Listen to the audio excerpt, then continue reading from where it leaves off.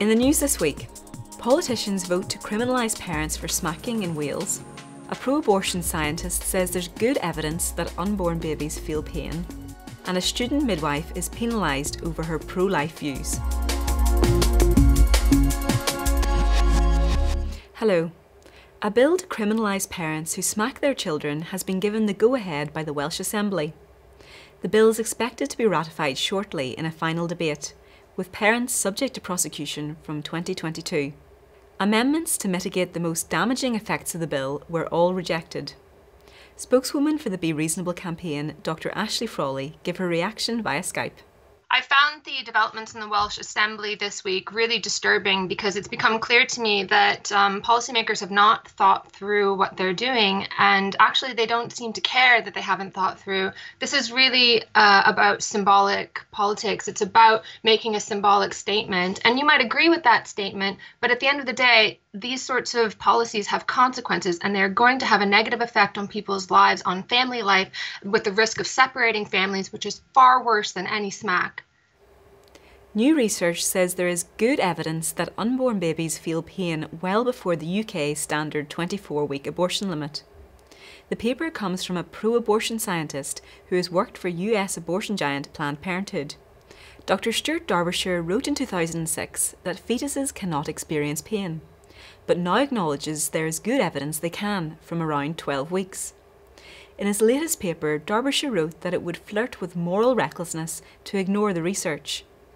Claire Murphy of UK abortionist group BPAS rejected the findings and claimed it would not lead to a change in practice. But pro-life peer Lord Alton disagreed, saying the evidence adds further pressure on Parliament to urgently review our current abortion time limit. Politicians on the Isle of Man have rejected an effort to weaken the law on assisted suicide. The Christian Institute welcomed the result, thanking God that politicians upheld the value of human life in the face of pressure from pro-euthanasia activists. Ahead of the vote, the Isle of Man Medical Society said 85% of working doctors would not support such a change.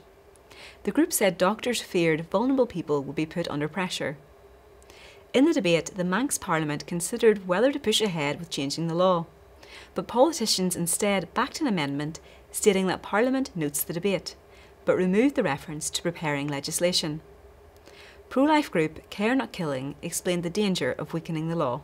The problem is that all the systems around the world say that they have safeguards. So we talk about Oregon and Washington because we have years and years of data that we can look at and evaluate. And what we see is that the safeguards, or the so-called safeguards, on ensuring that people are mentally competent are often circumvented. The doctors who are carrying out the assessments do not believe that they are adequate, and that's why we see more than half of those people choosing to end their lives say that they fear becoming a burden on their families. And finally, a midwifery student is threatening legal action after her university cancelled a hospital placement over her pro-life views. Julia Rynkiewicz faced the action after a University of Nottingham lecturer reported her involvement with a pro-life society. Rynkiewicz has raised a formal complaint and is seeking an apology. She said she is willing to take it as far as necessary, and that it's important to remember that being pro-life isn't incompatible with being a midwife. The allegations against the student have now been dismissed, but the university's inquiry forced her to delay her studies. She will now graduate a year later than her peers and without access to student finance. Well, that's all for this week. For regular updates and information on all of our stories, plus much more, visit our website at christian.org.uk.